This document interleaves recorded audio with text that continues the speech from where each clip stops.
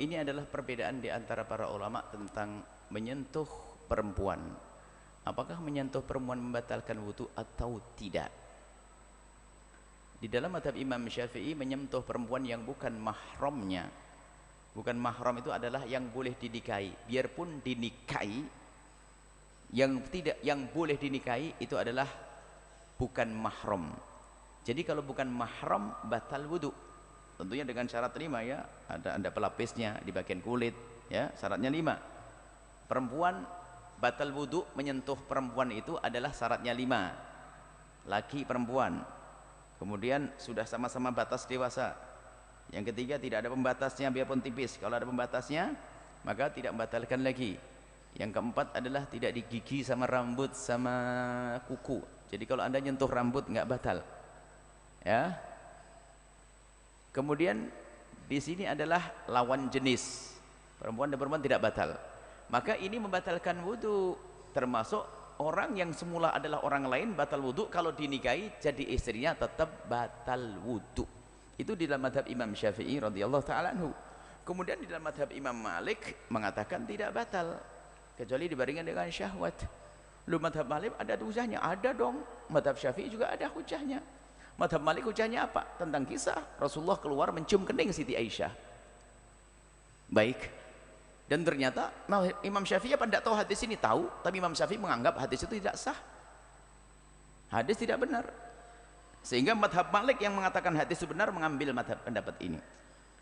Dan ternyata menurut mazhab Malik pun juga hadis ini dianggap, sebagian ulama Maliknya mengatakan sama-sama lemah hadis ini. Tapi mazhab Malik punya hujah yang kuat menurut mazhab Malik selain daripada hadis ini. Hadis ini banyak, hadis ini anggap saja hadis yang dipinggirkan.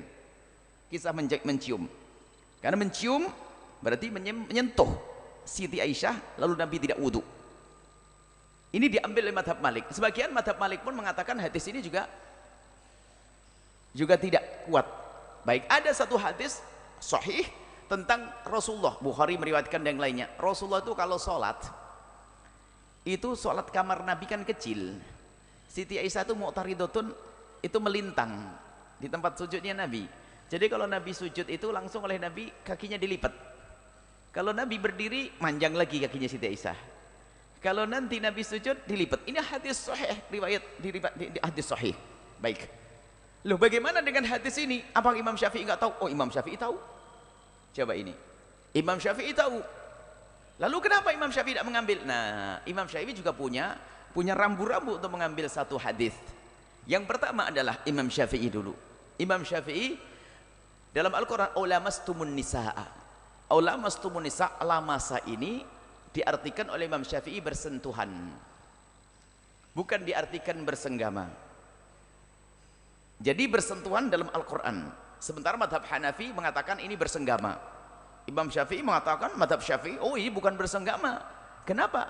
Karena ada satu riwayat tentang laki-laki yang berzina, kisah Ma'is dan yang lain berkata bahwasanya halaktu ya Rasulullah qad zanaitu. Maksudnya, aku hancur, aku telah berzina Rasulullah. Tohirni, sucikan aku. Kemudian Nabi mengatakan apa? La'allaka lamasta. Mungkin kamu masih bersentuhan loh. Coba. Kalau lamasa artinya bersenggama, Nabi nggak akan bertanya la'allaka lamasta. Tapi Nabi bertanyanya, mungkin kamu masih bersentuhan saja. Tidak, kami melakukan ya Rasulullah, baru ningkat. La'allaka qabbalta, mungkin nyium saja. Tidak ya Rasulullah, aku melakukan. La'allaka fakhatta, mungkin tidak sampai masuk. Tidak, saya melakukan lalu. Berarti apa? Ada 4 martabat. Yang pertama lamasa. Dalam hadis lamasa artinya bersentuhan tangan. Baik. Madhab Hanafi pakai hujah tadi bahwasanya atau Maliki melintangnya Nabi. Lamasa artinya bisa saja bersentuhan, mungkin. Bagi yang mengatakan lamasa artinya bisa bersentuhan dan artinya bisa bersenggama. Baik, oke. Kalau madhab Syafi'i artinya bersentuhan. Tapi madhab yang lain diartikan senggama. Dan memberi makna senggama tentu ada sebabnya. Kenapa madhab Hanafi mengatakan itu bersenggama? Karena apa? Ada hadis sahih Nabi bersentuhan menurut dia, menurut madhab Hanafi. Menurut madhab Hanafi ini ada Nabi menyentuh, tapi ternyata Nabi tetap melakukan sholat, yaitu hadis sahih tadi.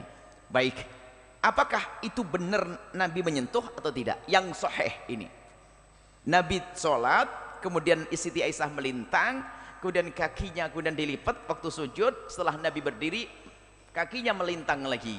Dan ini terjadi berulang-ulang. Baik, hadis ini sahih menurut madhab Syafi'i dan menurut madhab yang lainnya sahih.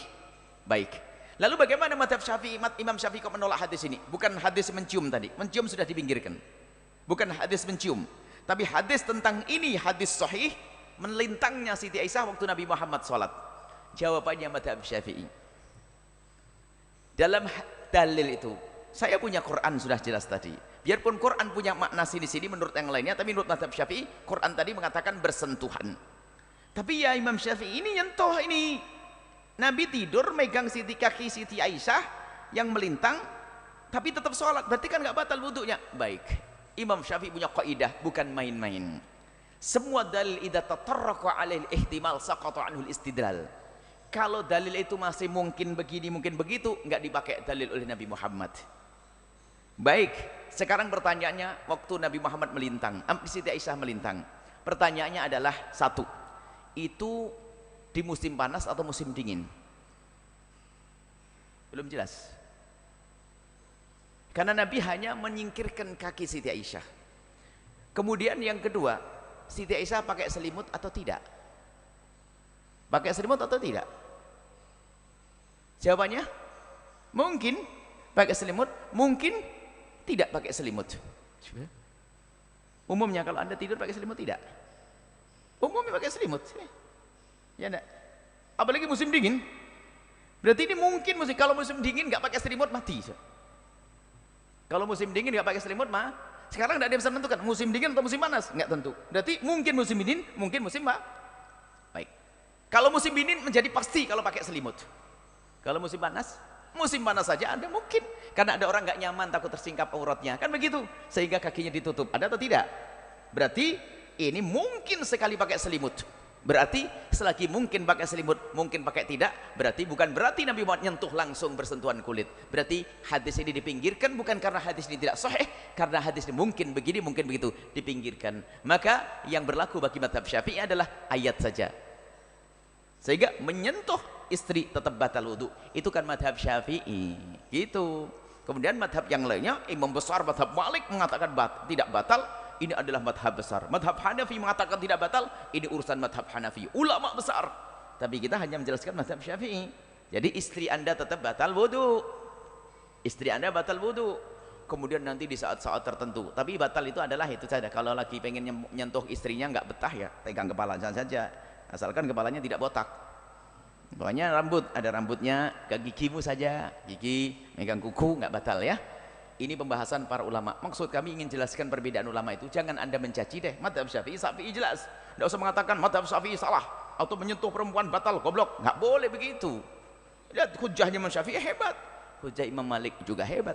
Hanafi juga hebat. Mereka ulama-ulama besar. Ini perbedaan di antara para ulama. Wallahu a'lam bishawab. Alihi wa alihi wa sahbihi wasallam.